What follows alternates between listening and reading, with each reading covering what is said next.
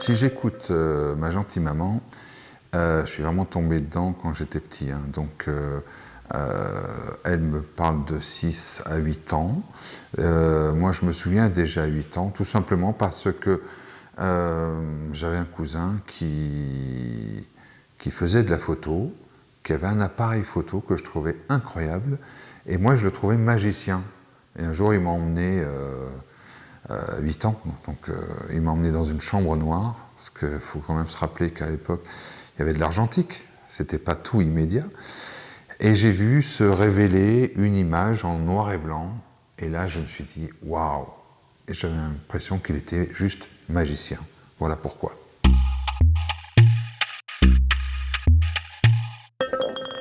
Instinctif, donc facile. Réfléchi avant, j'ai l'habitude de dire, quand on fait une prise de vue, je suis professionnel, donc il y a un résultat qu'on attend. On se prépare bien, c'est du travail, mais pendant la photo, ça doit être du plaisir et une récréation. J'ai eu l'outrecuidance, après coup, je me suis dit, mais t'es qui, pauvre petit con, pour dire ça à un monsieur comme Jean Rochefort. J'étais pas content. Et donc, il a, de ce qu'il donnait, parce que je trouvais que c'était un peu automatique, et j'avais déjà vu ça. Et j'ai eu je sais pas pourquoi, je lui ai dit, écoutez Jean, c'était chez lui, dans sa chambre en plus. J'ai dit, écoutez Jean, moi je le sens pas, là, il y a un truc qui va pas. Il m'a regardé, c'est ça le détail pour moi. Il m'a regardé, je lui ai expliqué ce que je voulais, et là, c'est incroyable, c'est comme si j'avais une Ferrari, un pur sang. Il m'a donné toute la panoplie, c'est comme une orgue à parfum, c'est-à-dire j'ai vu, là je vous en parle, j'ai encore des frissons, j'ai vu toutes les émotions possibles d'un professionnel, et en plus, il m'a aidé, il m'a apporté, et j'ai vu qu'il me regardait, il voyait ma tête, et il était content de faire plaisir. En fait, il jouait. Un acteur, ça joue. Et un photographe, il doit capter ce jeu. Voilà, une certaine vérité en tout cas. Oh, alors, t'as du super bon matériel.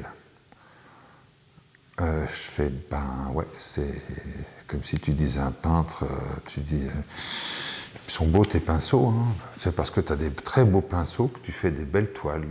Non, le matériel, c'est qu'un outil, hein.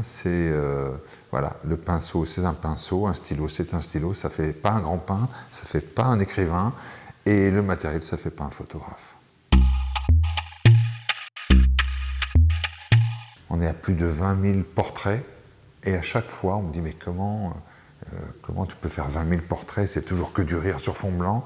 Oui, mais c'est 20 000 rencontres, c'est 20 000 personnes, c'est 20 000 émotions, 20 000 histoires. C'est plein d'histoires que j'ai à raconter autour des gens que j'ai eu la chance de rencontrer. Et surtout, ce projet, c'est essayer de capter ce moment incroyable où on lâche prise. C'est la photo, oui, peut-être en street photo, cette photo, tout se met en place. Elles sont rares, hein. Vous pouvez vous balader, marcher pendant des heures dans la ville, faire des photos.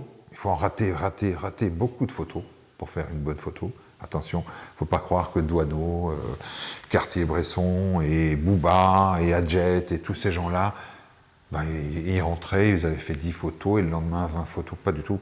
On peut passer 1 journée, 2 journées, 3 journées à faire des photos. Pour le commun des mortels, c'est des bonnes photos, de très belles photos.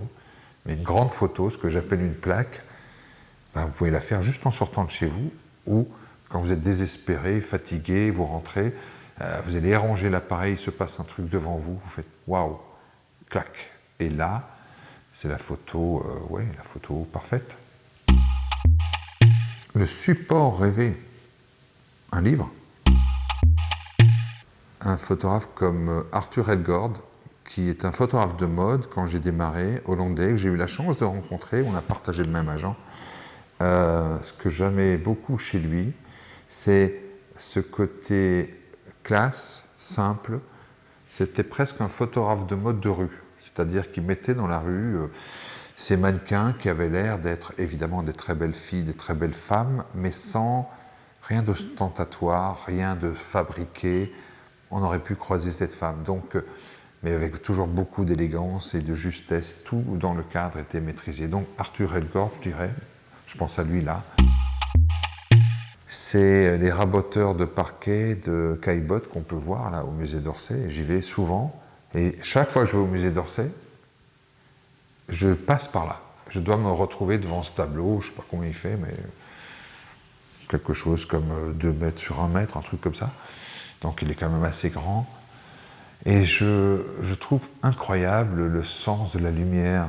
Je suis amoureux de la lumière dans une image, photo bien sûr. Ouais, les raboteurs de Caillebotte sans doute. L'argent c'est qu'un moyen peut-être d'être libre. Après,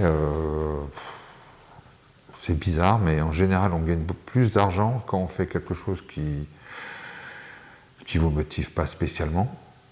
Et on ne gagne pas beaucoup d'argent quand on prend son pied, c'est bizarre.